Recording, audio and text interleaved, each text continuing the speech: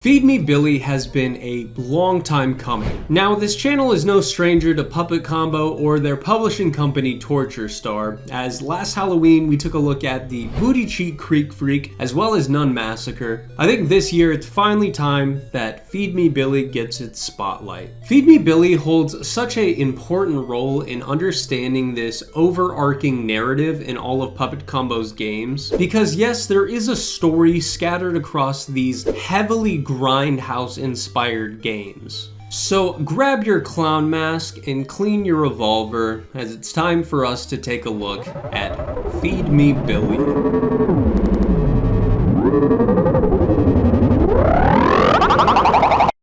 We awake in an incredibly run-down small home.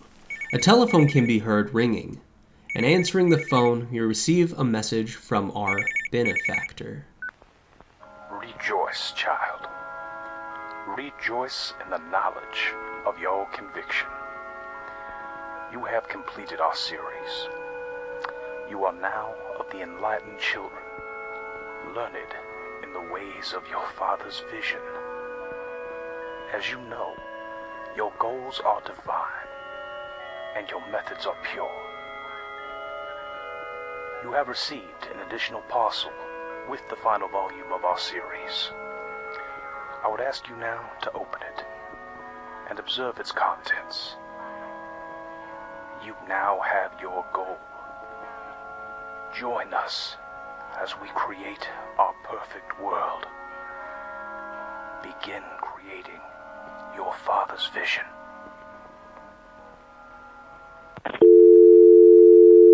Hold your thoughts on that call for a moment, as we'll expand on it in just a second.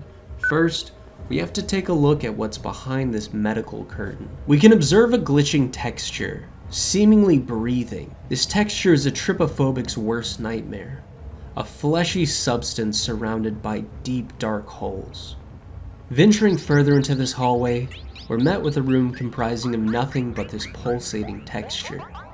High-pitched foreign noises can be heard raking at your eardrums, and lying in the middle of the room, a gaping hole filled to the brim with teeth. The hole moves as the room does. This whole room is seemingly made from this creature, and as we approach, the sounds getting louder. Staring into the deep fleshy pit, we're given one objective.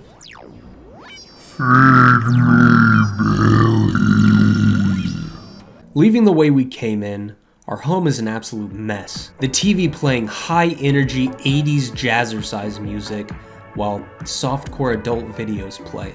Laying upon the table is a parcel our benefactor said we'd received. The contents have been thrown across the table in front of the package. A clown mask, a revolver, and a flashlight. An ominous selection of items to be sent. Adorned on the package, an incredibly familiar blue eye, and the multicolored letters CFV.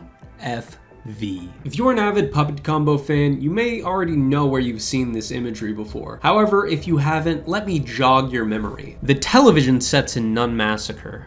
The package received in Scary Tales Volume 1, and probably the biggest and most interconnected to the CFV, Puppet Combo's latest full release, Stay Out of the House.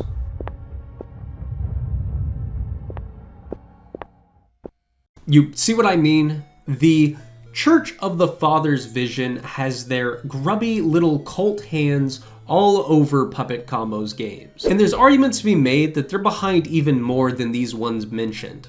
But that is a topic for another day, as I think the hole is getting hungry. Grabbing our revolver just to immediately take out the television. Grabbing the flashlight, and finally, our clown mask. Once equipped, you get this really fantastic sound design Puppet Combo games are known for. They really know how to drum up atmosphere. And I'm not sure if it's Nick Bassett or Moon who did the music for this, because they are both listed in the credits. Either way, absolutely smash out like always. You get this heavy breathing and lowered vision from the mask. This droning synthesizer really sets the tone that you're going out to do something wicked. And walking out the door to the garage, we get that classic Puppet Combo squeaky door as we're met with our truck. Entering it and the fun begins. Driving in the truck, we pass a gas station late at night where we see a woman parked here using the payphone. Driving past her down the street, we park in the woods with no instructions, no objectives, but we know what we have to do. Walking out from the woods and down the road, we hear the bugs chirping in the night. Sneaking up to the woman, we can hear her talking. Shooting a revolver, you can miss, and she might run off. But let me tell you, once you land that shot,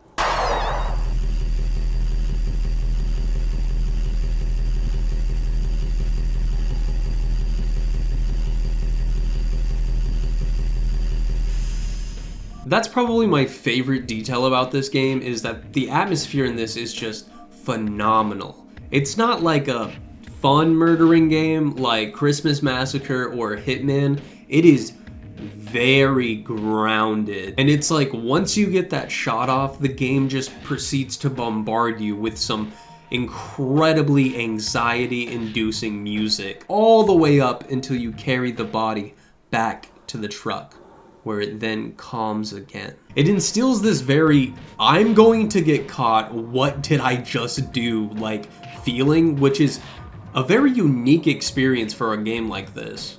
And once the body is in the trunk, we can head back home. Coming home is a strange experience. The music is much more sinister, and there's this synth that rings out, almost as if the hole is excited that you're home.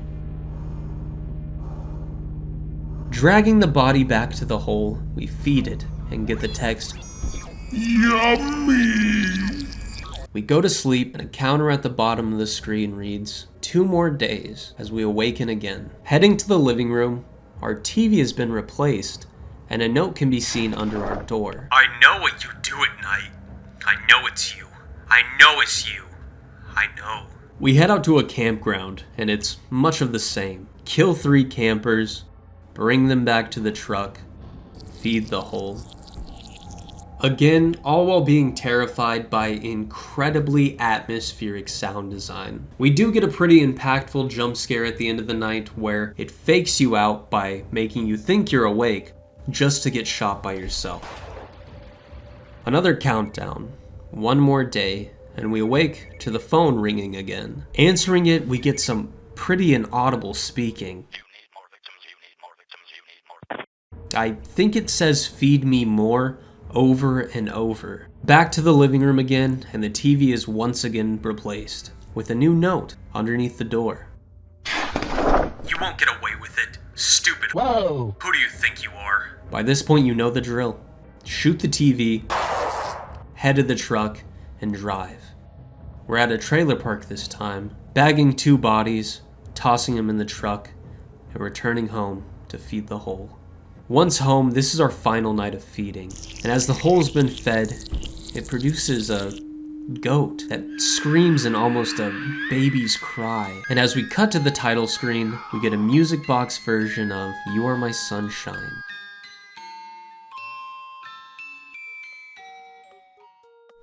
So what does this all mean?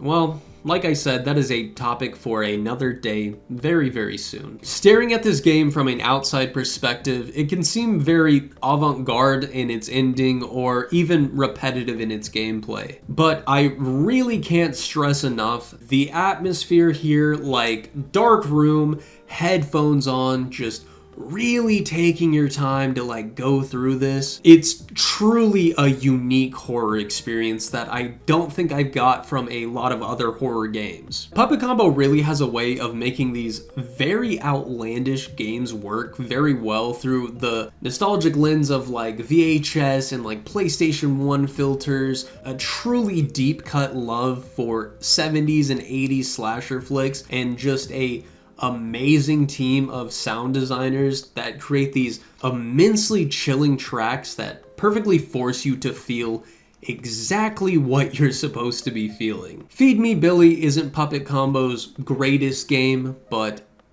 it's definitely a very important one.